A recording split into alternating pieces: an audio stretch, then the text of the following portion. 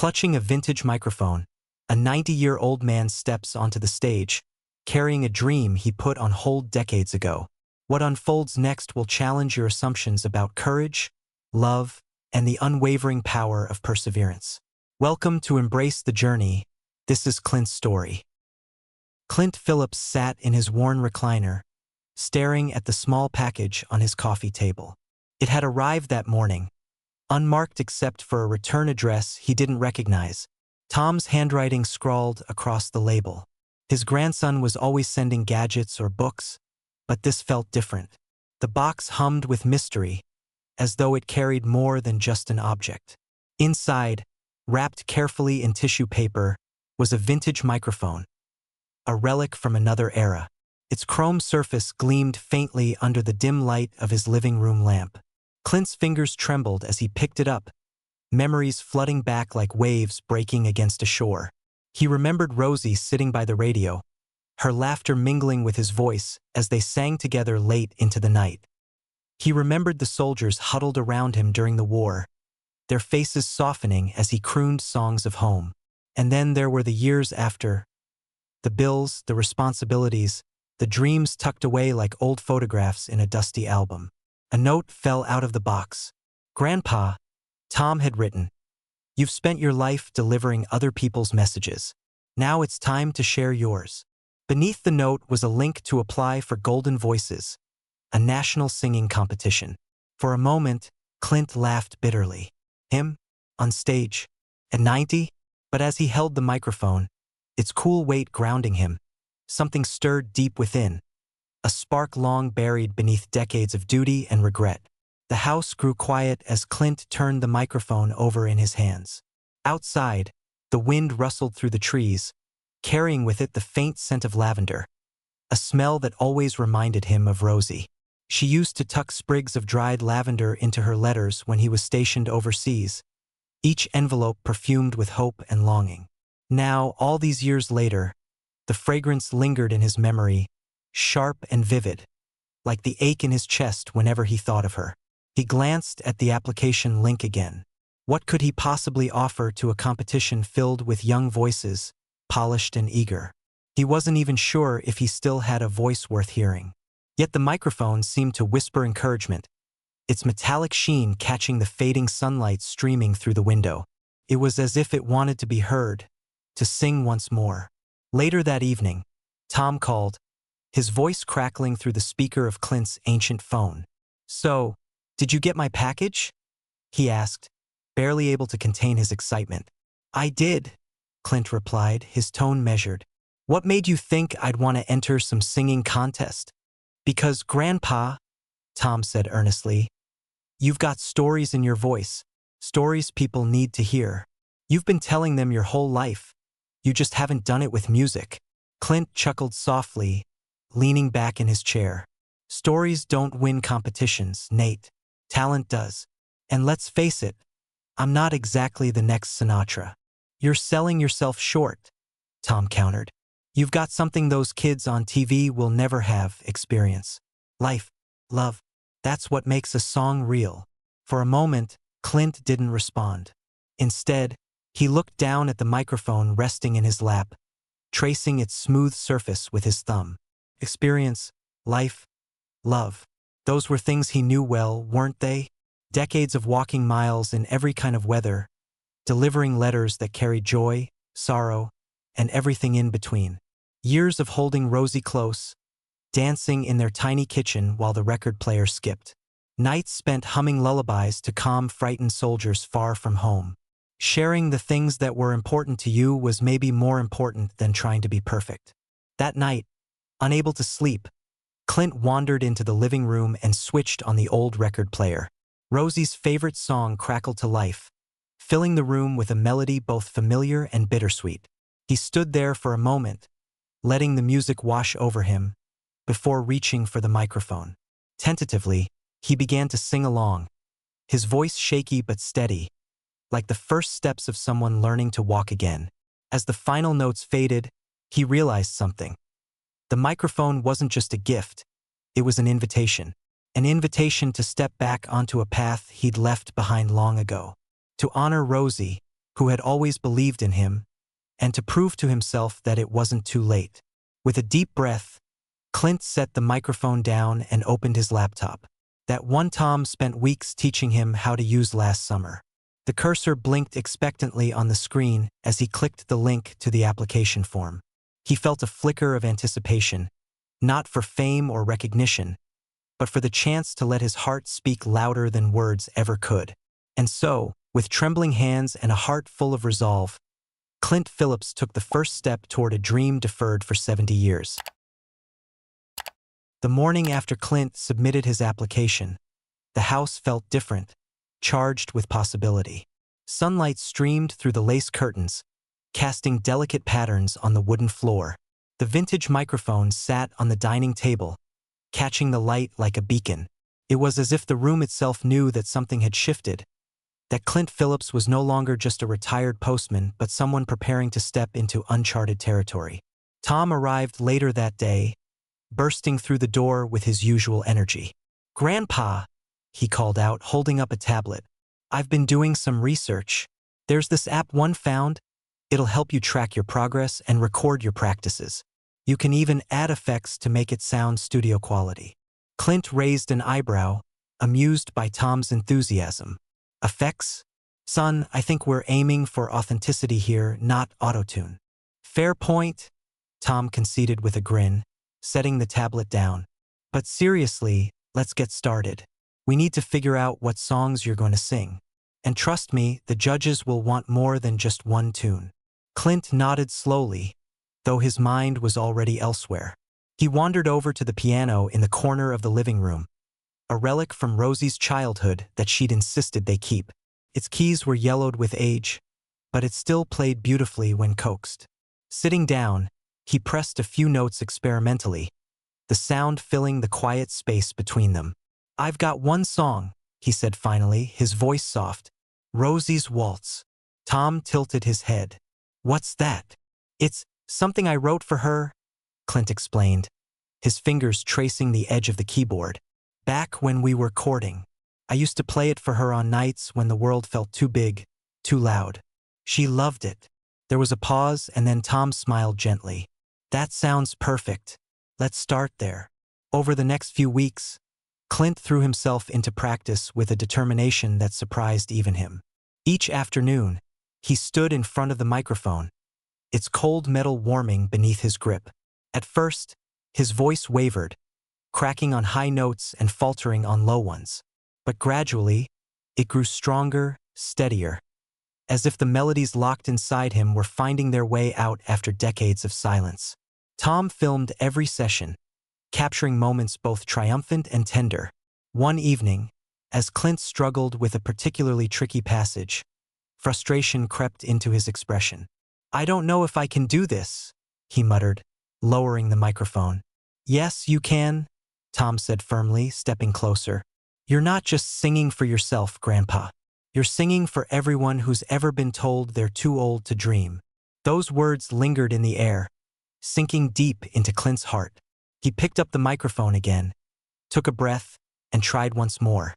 This time, the notes flowed more freely, carrying with them the weight of years lived and lessons learned. As the days passed, Clint began to notice how much of his life had been intertwined with music. Flashbacks surfaced during his rehearsals, vivid fragments of memory that painted a portrait of the man he used to be. He remembered the Korean War, where he'd sung lullabies to soothe homesick comrades under a starless sky. He thought of the post office, where his whistling became a kind of unofficial soundtrack for the townsfolk. And he recalled countless evenings spent with Rosie, her hand resting lightly on his shoulder as they swayed to the rhythm of their favorite records. One afternoon, while practicing Rosie's Waltz, Clint paused mid-verse, overcome by emotion. Tears welled in his eyes as he stared at the microphone, its gleaming surface reflecting his weathered face. "She would have loved this," he whispered hoarsely. "She does love it," Tom replied softly. "She's here, Grandpa, in every note you sing." By the end of the month, Clint's confidence had grown, though doubts still lingered at the edges of his mind. What if the judges dismissed him as a novelty act? What if the audience laughed instead of listened? These fears gnawed at him, but they were tempered by the unwavering support of his grandson, and by the black licorice candies he chewed nervously before each practice session, a habit inherited from Rosie. On one particularly grueling day, Clint decided to take a break. He stepped outside, breathing in the crisp autumn air. The leaves crunched beneath his feet as he walked to the garden, where a cluster of red roses bloomed defiantly against the chill. Rosie had planted them years ago, naming them Clint's Courage. He knelt beside them now, running his fingers over their velvety petals. "You always did believe in me," he murmured, addressing the empty space around him. "Even when I didn't believe in myself." The gentle breeze stirred the leaves overhead, and he was momentarily transported back to their cozy kitchen, filled with her laughter, the fragrance of lavender, and the soft melody of a waltz. When he returned to the house, Tom was waiting with a fresh cup of tea and a mischievous grin. "Ready for round two?" he asked. Clint nodded, a faint smile tugging at the corners of his mouth. "Let's do it." And so, with the ghosts of his past cheering him on and the promise of his future shimmering ahead, Clint Phillips continued to prepare, not for victory, but for the chance to share a piece of his soul with the world. The morning they set out for the competition, the air was crisp with the promise of autumn. Clint stood in the driveway, staring at the rusted 1957 Chevy Bel Air that had been his pride and joy decades ago. Its once vivid turquoise paint was faded now, its chrome accents dulled by time, but it still carried the spirit of adventure and memories within its frame. This was the car he'd driven on his first date with Rosie, the one that had ferried them to countless picnics, dances, and quiet drives under starlit skies. "You sure this old girl can make it all the way?" Tom asked, patting the hood affectionately as he loaded their bags into the trunk. "She's tougher than she looks," Clint replied, running a hand along the door. "Just like me." Tom chuckled. "Well, let's hope she doesn't break down halfway there. I didn't pack any roadside repair tools." Clint shot him a wry grin. "Kid, back in my day, we fixed cars with nothing but duct tape and determination. She'll hold up just fine." As they climbed into the car, the engine sputtered to life with a groan, protesting the journey ahead. But once it settled into a steady rhythm, the familiar rumble seemed to echo Clint's own resolve, a stubborn persistence, refusing to give up despite the odds. Their route took them through places steeped in memory, each stop a chapter in the story of Clint's life. The first was a diner on the outskirts of town, where he and Rosie used to share milkshakes after long walks. The neon sign above the entrance flickered faintly, its colors dimmed by years of exposure to wind and rain. Inside, little had changed. The same cracked vinyl booths, the same jukebox humming softly in the corner. Clint ordered 2 chocolate shakes, sliding one across the table to Tom. As they sipped, he pointed to a booth near the window. "That's where we sat the night I asked her to marry me," he said, his voice tinged with nostalgia. "She said yes before I even finished the question." Tom smiled, leaning back in his seat. "Grandpa, you were smooth back then, huh?" "Not really," Clint admitted with a laugh. "I tripped over my own feet walking to the table. But she loved me anyway." From the diner, they drove to a park where Clint and Rosie had danced under the stars on summer evenings. The bandstand where musicians once played now stood silent, its wooden planks weathered and gray. Yet as Clint stepped onto the grass, he could almost hear the strains of Rosie's waltz drifting through the trees. He closed his eyes, swaying gently, his hands moving as if holding an invisible partner. "You miss her, don't you?" Tom asked quietly, standing nearby. "Every day," Clint replied without hesitation. "But being here, it's like she's still with me, you know? Like she's cheering me on." Tom nodded, understanding more than words could convey. "Then let's keep going." For her. Their final stop before reaching the city was the old post office where Clint had worked for over 40 years. It was abandoned now, its windows boarded up and its walls covered in graffiti. But as they stood outside, Clint could almost hear the echoes of his footsteps on the worn linoleum floors, the sound of envelopes shuffling, and the hum of his whistling as he sorted mail. "This place was my second home," he said, gazing up at the building. "Rosie used to joke that I spent more time here than with her. But she understood. She always did." Inside the car again, Tom glanced at his grandfather. "Do you ever regret it? All those years working instead of chasing your dreams?" Clint thought for a moment, his gaze fixed on the road ahead. "Regret isn't the right word. Life is about choices, Nate. Sometimes you put your dreams on hold because someone else needs you. And that's okay. What matters is that you never forget them entirely." As dusk fell, the city skyline came into view, its towering buildings bathed in golden light. The contrast between the bustling metropolis and the quiet towns they'd passed through was stark. Yet Clint felt no fear. Instead, he felt a strange sense of peace, as if the journey itself had prepared him for what lay ahead. When they finally arrived at the hotel hosting the competition, Tom helped Clint unpack while the Chevy idled patiently outside. The lobby buzzed with activity, contestants rehearsing scales, families snapping photos, and crew members rushing back and forth with equipment. Clint paused for a moment, taking it all in. "It's a lot bigger than I imagined," he admitted, his voice tinged with awe. "You've got this, Grandpa," Tom assured him, clapping him on the shoulder. "Remember why you're here. Not for the trophy, but for Rosie. For the music." Clint nodded, gripping the vintage microphone tightly in his hand. "For Rosie," he echoed softly. And with that, they stepped inside, ready to face whatever challenges awaited them. The road to Golden Voices had been paved with memories, laughter, and love, and Clint knew that no matter what happened next, he'd already won simply by daring to try. The first round of Golden Voices was held in a grand theater that seemed plucked from another era. Its velvet curtains shimmered under the spotlight, and the chandeliers cast prismatic rainbows across the audience. For Clint Phillips, standing backstage with the vintage microphone in hand, it felt like stepping into a dream. The air buzzed with anticipation, the kind that made your skin tingle and your heart race.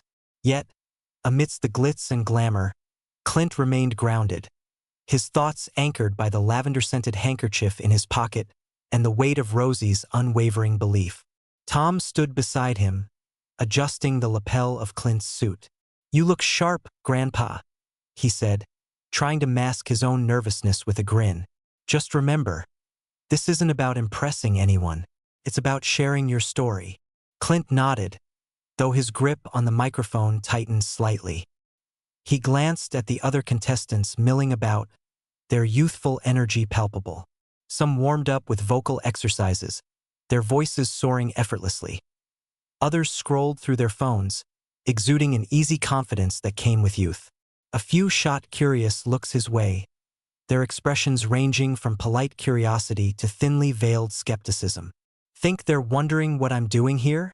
Clint murmured, half joking. "They're probably wondering how cool you are for showing up," Tom replied, nudging him playfully. "Besides, age is just a number. You've got something none of them do: authenticity." Before Clint could respond, a stagehand approached, clipboard in hand. "Mr. Phillips, you're on in 5 minutes." Clint took a deep breath, the familiar taste of black licorice lingering on his tongue as he chewed one last piece for courage. "Here we go," he said softly, more to himself than to Tom. When Clint stepped onto the stage, the applause was polite but restrained, a courtesy extended to the oldest contestant in the competition. The judges sat at their table, their faces illuminated by soft lighting. Among them was Monica Sanders, a former opera star whose piercing gaze missed nothing. She leaned forward slightly as Clint adjusted the microphone stand, her expression unreadable. "Good evening," Clint began, his voice steady despite the knot of nerves in his stomach. "My name is Clint Phillips, and tonight I'll be singing an original song called Rosie's Waltz. It's a tribute to my late wife, who always believed I should share my voice with the world." There was a collective murmur from the audience, a mixture of surprise and intrigue. Monica raised an eyebrow, clearly interested now. Clint closed his eyes for a moment, letting the silence settle around him. Then, with a gentle nod to the pianist, the music began. From the first note, the room transformed. Clint's voice, weathered by time but rich with emotion, filled the theater like a warm embrace. Each word carried the weight of decades, the joy of young love, the sorrow of loss, the quiet resilience of a life fully lived. As he sang, flashes of memory danced behind his eyelids. Rosie twirling in the kitchen, the two of them dancing under the stars, her laughter echoing in the small spaces of their home. By the time he reached the final verse, there wasn't a dry eye in the house, not even among the judges. Monica Sanders dabbed at her cheeks discreetly, her stoic demeanor cracked wide open. When the last note faded into silence, the audience erupted into applause, rising to their feet in a standing ovation that seemed to shake the very foundations of the theater. For a moment, Clint simply stood there, overwhelmed by the response. Then, bowing slightly, he whispered into the microphone, "Thank you. This was for Rosie." Backstage, Tom greeted him with a bear hug, his face glowing with pride. "Grandpa, that was incredible. Did you see the judges? They were floored." Clint chuckled, still catching his breath. "I didn't see much of anything. I was too busy trying not to trip over my own feet." "Well, whatever you did, it worked," Tom said, grinning. "You're definitely moving on to the next round." Sure enough, when the results were announced later that evening, Clint's name was among those advancing. The younger contestants congratulated him with varying degrees of sincerity, some genuinely impressed while others muttered under their breath about sentimental votes and pity applause. But Clint paid them no mind. He knew why he was there, to honor Rosie and to remind himself that dreams don't expire. That night, as he lay in bed replaying the performance in his mind, Clint felt a sense of accomplishment unlike anything he'd known before. Yet, beneath the triumph lingered a quiet unease. The semifinals would be harder, the stakes higher. Could he keep this momentum going? Or would the pressure overwhelm him? As sleep finally claimed him, he dreamed of Rosie. She stood in the garden, surrounded by red roses, her smile radiant. "You're doing beautifully, Clint," she said, her voice soft but clear. "But don't forget, the notes may falter, but the heart behind them never does." When Clint woke the next morning, the scent of lavender lingered faintly in the air, as if she had been there, watching over him. And that memory, increasingly present, made him feel ready for whatever happened next. The semifinals brought a shift in energy, a tightening of the screws, a narrowing of focus. The theater was smaller this time, more intimate, but the pressure felt heavier, like the air before a storm. Gone were the polite smiles and casual curiosity. Now, every contestant carried themselves with an intensity that bordered on desperation. This wasn't just about singing anymore, it was about survival. Clint arrived early, clutching the vintage microphone as though it were a lifeline. Tom had polished it the night before, its chrome surface gleaming under the harsh backstage lights. "It's ready for you, Grandpa," he'd said, handing it over with a wink. But today, even the familiar weight of the mic couldn't fully steady Clint's nerves.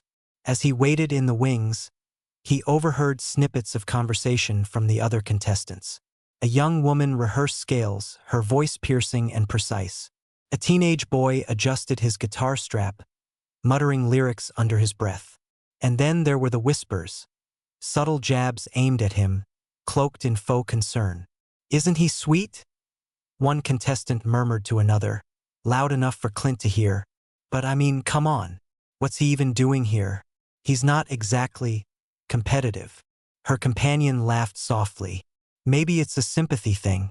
You know, inspirational old guy makes everyone cry. It's good TV, I guess." Clint's jaw tightened, but he forced himself to breathe deeply. He'd expected skepticism, maybe even mockery, but hearing it so plainly stung more than he cared to admit. For a moment, doubt crept in, whispering cruel truths. "They're right. You don't belong here. You're too old, too slow, too fragile." Tom must have noticed the change in his demeanor because he appeared at Clint's side, his expression fierce. "Don't listen to them, Grandpa," he said firmly. "They don't get it. They don't know what you've been through or why you're here." "I know why I'm here," Clint replied quietly, his gaze fixed on the stage.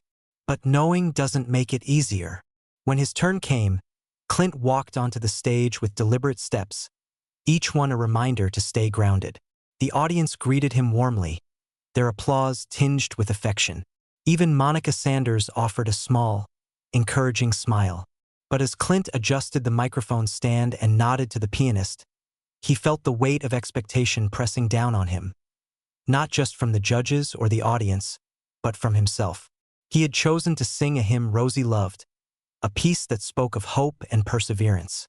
It was simpler than Rosie's waltz, less flashy, but no less meaningful.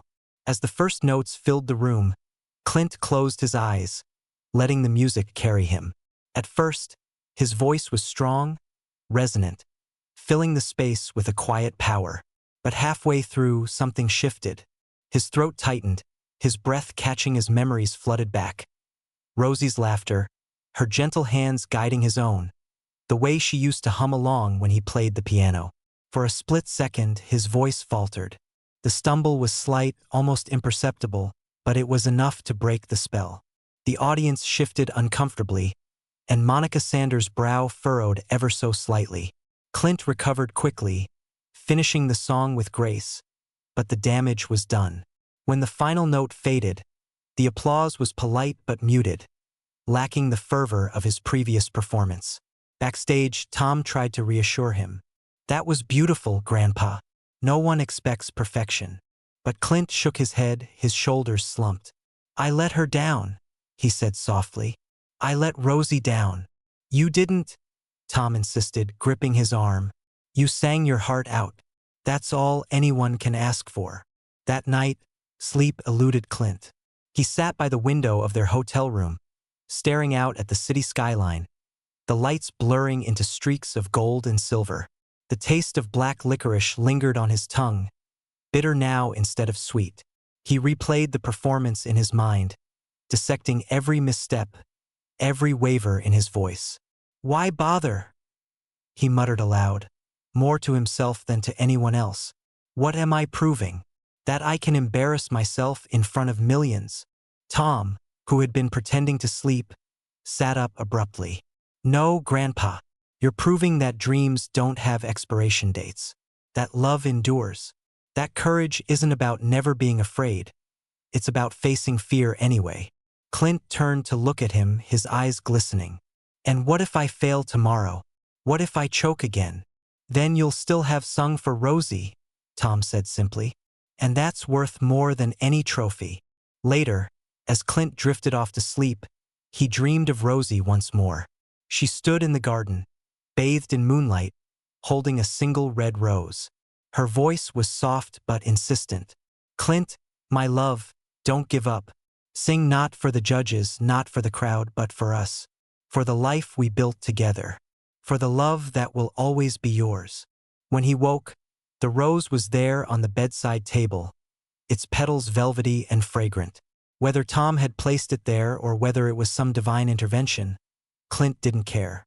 All he knew was that he would step onto that stage one last time, for the woman who had always believed in him, and he started to feel a flicker of peace. The final round of Golden Voices was held in a grand concert hall, its sweeping arches and golden accents making it feel more like a cathedral than a stage. The air buzzed with anticipation, charged by the culmination of weeks of competition. Contestants who had dazzled audiences with their vocal acrobatics and polished performances now stood side by side, waiting for their turn to shine one last time. Among them, Clint Phillips stood quietly, his vintage microphone clutched tightly in his hands. Tom adjusted Clint's tie for what felt like the 100th time that morning. "You look perfect, Grandpa," he said, his voice steady despite the nerves flickering in his eyes. "Just remember, this isn't about winning. It's about sharing your heart."